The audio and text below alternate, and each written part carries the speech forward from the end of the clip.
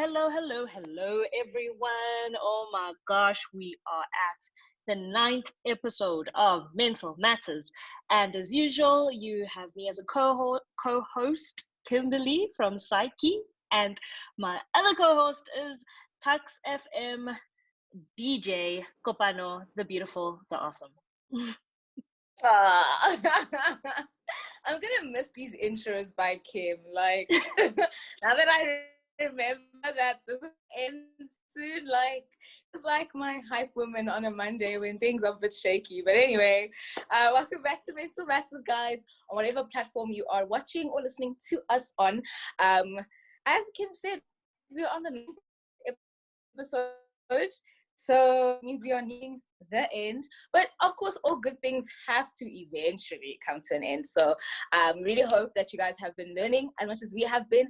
We have quite a special one today. We are joined by someone who's very known on campus. Or even if you don't know him specifically, you do know the body that he works under or he operates under, which is very crucial to just the development of all students all around. So yeah, Kim, and introduce our guest. Without further ado, the awesome, the magnetic, the charismatic, and the forever leader, my student leader, Mr. David Kabwa, our SRC President. Welcome to Mental Matters. I appreciate it. Very grateful to be here. I think we're going to have a critically important discussion. Awesome. Thank you so much for joining us, please, David. For those who don't know you, please introduce yourself. And also, I think this is what we do. We do this every week with every single guest. And we just ask them how they are, how have they been coping with all the changes that have been happening around them, and how they just are mentally and emotionally. I appreciate that. Right. So my name is David Kabwa. I'm an honors student in international relations at the University of Victoria, Department of Political Sciences. As you're aware, I serve within the SRC. The way that I've been currently is in a space where I am amongst the busiest I've ever been. On an average day, there are 11 almost 400 or 500 emails, 200 text messages, DMs on different platforms. So we've been keeping very busy. I've been doing okay, and the reason why I'm doing okay is because I am grateful to see progress. I like to say a step is a step in the right direction, so long as it is a step taken forward. And I think the crux of this discussion will be how we, as a student body, can assist each other to take steps forward while prioritizing our mental health. So I am happy, I am content, I am very busy, but I am also very blessed. And above all else, I'm grateful to be here once again. Thank you so much, Mr. President. Just on that note, before we move on to, how we help each other and how we go forward, maybe you can just share with us, as the SRC and specifically in your capacity, what have you found to be some mental health related issues that have become more prominent during this time? Right, thank you so much. I lost a bit of the audio there, but hopefully I can pick up. Right, so just to touch on what has been ongoing through the lockdown, there have been a number of interventions that have been put in place. For years and years and years, one of the biggest complaints that we have had as students is that we do not have enough health professionals who are available to assist us during time of COVID. On this platform, I'd like to encourage students to continually come forward and engage with the student counseling unit, because there are now more psychologists that have been delegated the duty of assisting students. This was made possible through a grant given by the Dell Foundation, and the fees received during that grant has been channeled into ensuring that there is a greater support mechanism. To extend beyond this scope, what I have noticed under the lockdown is the different manifestations of mental health issues that we all face as students. For some of us, it's confinement, being in that little space continually without a full escape and without a release we can use to calm ourselves down. Some of us, it's academic stress. Some of us, it is simply the environment. Many of us are in an environment that is not conducive. I remember another student came forward and said, well, I decided decided to go under lockdown, and that was one of the biggest mistakes I've made because he's completely changed. For many others, it is a situation where we are now realizing that the absence of being able to interact with people regularly really does take a toll mentally. To this end, one thing we've realized as well is that the office within the university that deals with instances of sexual harassment and instances of GBV, this is the Transformation Office, has also been overcapacitated for quite a long time. The office currently has 2 staff members working in it. And again, it was a similar conversation to that of student counseling, where the call has been to ensure that we have more professionals available to assist. As you're aware, such appointments, you need to go through a long process, complying with employment equity. But after that long process, we now have a new director of transformation at the university. And as she's going to be taking up these duties, this allows those under her to have more time to be dedicated, assist with GBV issues, assist with matters of sexual harassment. So I continue to encourage all of us as students to speak out where things are wrong, where things are not right, and we are not doing okay. Speak out, reach out to the student counseling services, reach out to the Office of Transformation. As many students have, I encourage you to reach out to me or reach out to a friend. If I cannot help you, I can definitely connect you with a person who can. And unlike before, we are better capacitated. Now, I want to touch very quickly, and I am mindful of time. So when I start to elapse, please just give me an indication. But I want to touch on specifically what is to come, and that is the move towards level 1. Now, the way in which the time frame works is the president makes an announcement. 2 weeks are allowed for each department to fill in the gaps that the president might have left out. Within this 2-week time frame, we as university students expect to hear from the Minister of Higher Education and Training. Once that announcement is made, any amendments to the process are communicated to universities, and then the phasing in continues. This means that we're moving to a level where we will have more students who are phased into the institution. Now, exactly what that will look like, we'll need a bit more time to get those guidelines. But even in the midst of that, moving itself may be difficult. Having to change in the process of acclimation, the differences in the way that we receive our academics, the classroom practices, the online learning, the exams, the fear of being uncertain as to whether or not writing a physical exam. All of these cause anxiety. And anxiety is one of the biggest contributing factors to very many mental health issues. So to deal with that, I encourage students continue to come forward. You might find that you were very stressed because you simply did not know. It's as simple as sending an email, making a phone call. We'll do our best to assist you. Now, touching very, very quickly on the phasing in of students, can confirm that the majority approach will be that we will continue with examinations online. There will be certain exceptions pertaining to practical examinations and very specific degree program. And at this point, it is a continual engagement, and the engagement will be finalized after we hear back from the minister, as well as final word from the executive of the university. So in summary, this is available. Many of us as student leaders have been trained on how to be peer counselors. There are also peer-to-peer counseling groups that have been established by SADC so that us as students can support one another. You not always have access to someone in the middle of the night, but we all have a friend, and you might know a student leader. One thing you'll learn about me is I'm the guy who will pick up the phone when you call at midnight, so don't be afraid to call. Thanks so much. Just touched on student leaders. Now, as previously have been one myself, I do understand that there are structures that maybe some people don't necessarily know about, and you sort of did touch on your support groups, so forth. Some people that are in residences may not know that their vice chair has been trained, to be a peer counselor, and they have been, qualified in that sense. Are there any, other sort of groups or channels that we may not students, that we also, even student leaders. I think people forget that student leaders are also humans and they also go through quite a lot.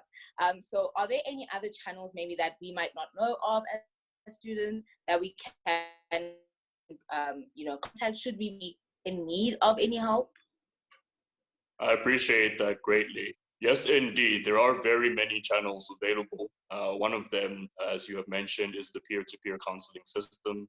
Um, as you have touched as well, you vice chairpersons in most residences do have formal training in relation to how to deal with these matters. Many committees also have a well-being portfolio, and that's a student leader you can turn to also. To expand beyond that, there are also focus-specific mechanisms. For example, if you have encountered an instance of GBV and that's causing you stress, you can reach out to speak out. These volunteers have been trained on how to engage us as students. The same can be said for the Just Leaders program for any and all students who are experiencing social difficulty. But to increase the scope of what you were saying, it is true.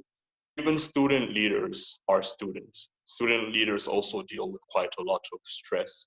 I'll give an example. During cooling off period, and for those that don't know, cooling off period is the time frame right before examinations where basically everything in terms of student life freezes so that students can focus on their examinations. Every student leader is off duty during the cooling off period. That includes the SRC.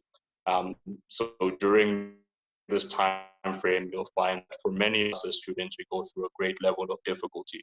And within the SRC also, I have noticed that kind of stress of having an obligation to duty, but also ensuring that you take care of your mental health. It is a priority that I always stress, and wherever you can reach out for help, you should do so. So in terms of the contact areas, I would suggest look at the structure you work within.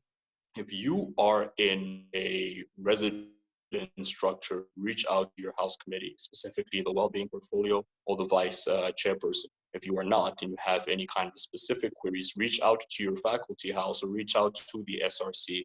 That student leader may not be able to assist you directly, but they can definitely direct you towards another means. If you are a student leader and you are experiencing any kind of difficulty, I encourage you once again, reach out to me, reach out to anyone within the SRC, reach out to a mentor, reach out to a lecturer, to someone, and we can ensure that you get assistance. So say now, like, let me take it one step further. Say now, I am a student at Tux, I am at home, I'm not part of any organization, I don't know of any society, I kind of know about the SRC, but in my faculty, no one really talks about things, as vocally as maybe other faculties. And I mean, being the generation of apps and quick fixes, what would you recommend is the one place that, you know what, if you at least go here, if you at least contact this person, they should be able to help you, or else they'll be able to direct you towards someone who can help you? Definitely. On the point of mental health, I cannot stress this enough. The first point of call is student counseling services. Reaching out with a variety of issues. Either you will be assisted directly or you will be redirected.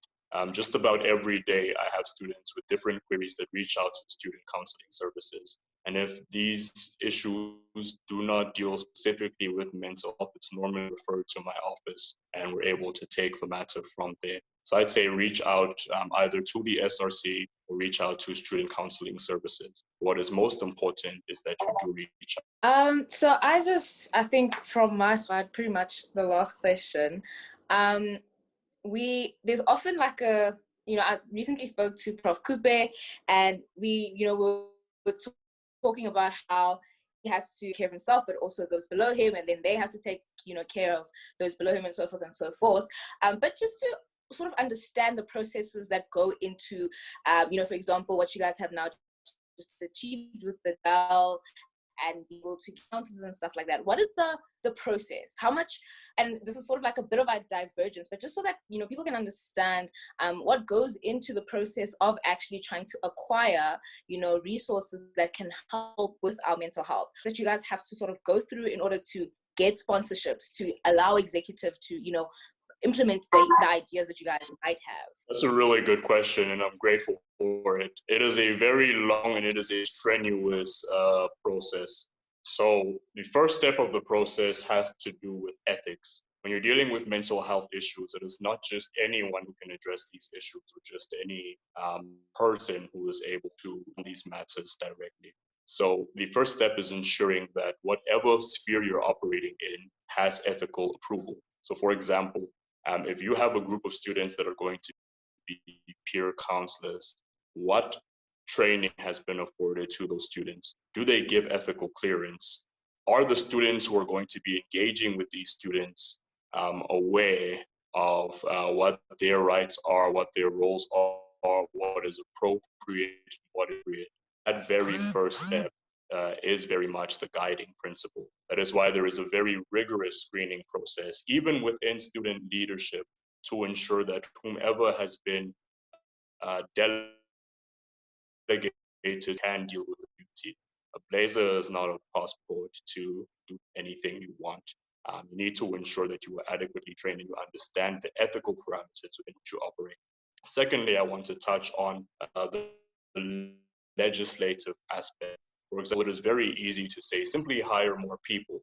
However, I've sat in very many meetings where the question then becomes, and these questions normally come from the labor unions, because again, they need to ensure that the various staff members that we have are also taken care of. Our staff, our lecturers, our academic staff, our support staff, they also have very many issues that speak to mental health. So labor unions will normally ask, all right, what are the processes that have been applied to follow BEE? Was there employment equity consideration? Has the post been adequately advertised? Have people of color been given consideration? Is the person for this job the most qualified?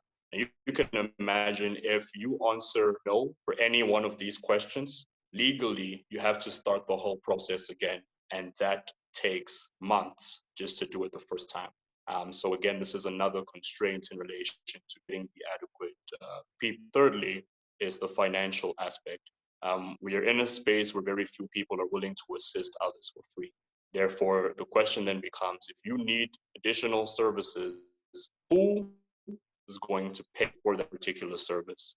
Which is why for years and years and years, we've come so close in so many aspects. And when it came time to flip the bill, there were no finances. And it becomes a difficult question. Do you prioritize student hunger? Do you prioritize mental health? Where do you allocate your budget?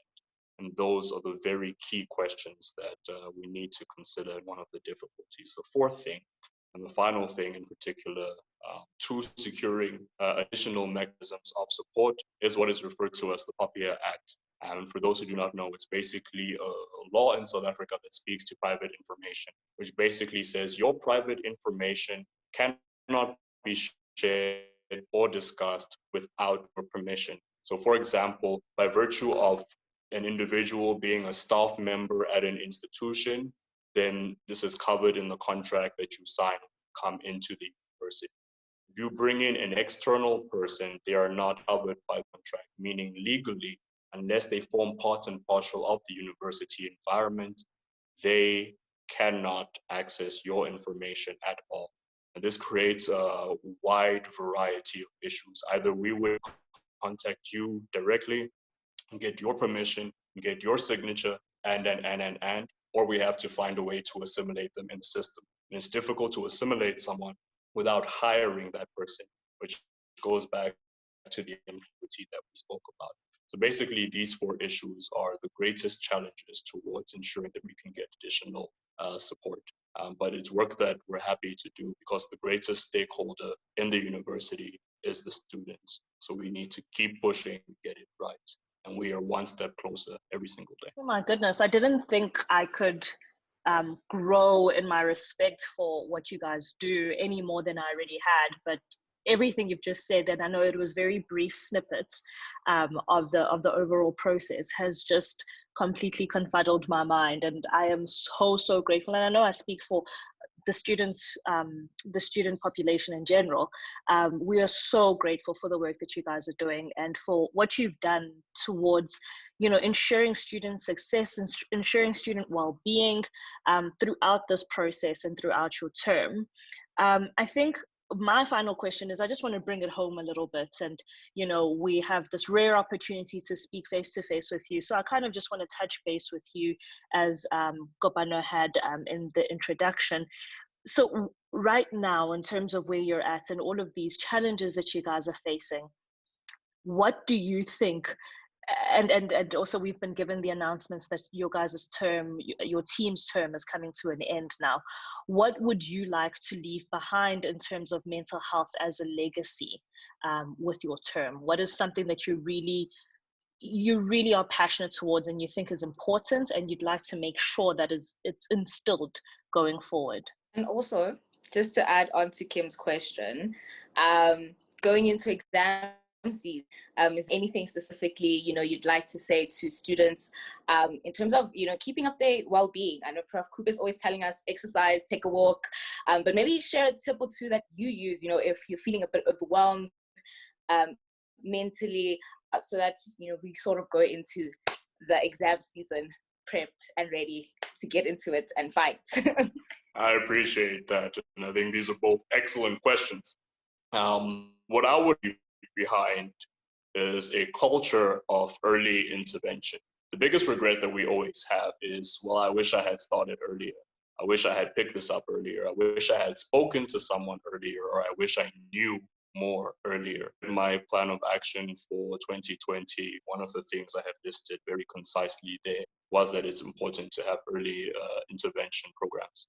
You have seen that in the current global dynamic, very many things have shifted. But a lot of those plans, for example, this very podcast that I am in right now, was initiated by Psyche in the very early stages of lockdown. I was sitting at home in the Popo when we were discussing this, and we are seeing fruition here today. So I'd like to see every student structure not only speaking about mental health when it is convenient as we get to September and October, but it being a reoccurring and ongoing discussion. I think that is the only way that we can break the stigma. And that is what I would like to leave behind. In relation to the coming exam period, I will say the following.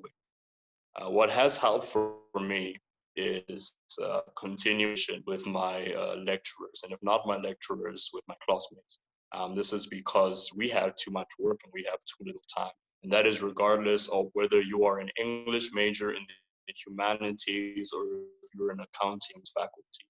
None of us have any time. If I were to tell you you have 3 days to prepare for an exam, the first question would probably be, why do I have so little time? If I had 3 days back in high school, I could study for all my exams. Now, it's important to do this because it saves us time. You will find that if you have touched on the work and you approach a lecturer, then in many instances, they're able to break the work down and condense it a lot more. And for some of our lecturers that are a bit more on the difficult side, approach them, but also approach your tutors, approach class representatives, and approach your fellow classmates. Be careful of who you approach, though, because not all of us know the same. So that distinction kid in the class, let that person be your first go-to. Whatever you have, feel free to share. And we need to break this culture where we feel that my notes are only my notes. You go and you fend for yourself. It is only together that we are going to get past this. So again, consult as widely as possible. That shrinks down the workload and you realize you know a lot thought you. That's a way forward. All right. Thank you so much, Mr. President. We really do appreciate it. We know that your term is coming to an end. I don't think you're planning on running for a third term. You can correct me if I'm wrong. Yeah, I'd be surprised if you did, because you guys, but your team has done an incredible job. I do understand that, especially in the time, to have an SRC that is still communicating. I think I was just telling Prof. Kupe this, that if you look across the board, we have quite an executive and an SRC that really communicate really well, that use all the channels from radio to PDBY to your house committees. There's a central message where we all know what's going on, and if you don't, you soon will. So I think that's been very comforting for the student body at large. So for all the work that you guys do, thank you so much for just always being patient, for answering all our messages and calls and all of these things, and to also your team. For keeping headstrong. I know this was not an easy time, but you guys really amazing job. So we really are appreciative as a student body. Appreciate the appreciation. Thank you so much for having me. Awesome. Okay, guys. So that was our 9th episode of Mental Matters. Kopano, please cry with me. I cannot. You're crying tears. But it's okay. It's all right. It's all right. Okay, guys. So we will see you for the final episode of Mental Matters, where we have such beautiful gems and treats in store for you. But until then, thank you for watching. Thank you for being a part of this. Thank you again, Mr. President, for joining us. And as usual, to the amazing Kopano. And yeah, that is it from me. Have a great one. Enjoy your week. Bye.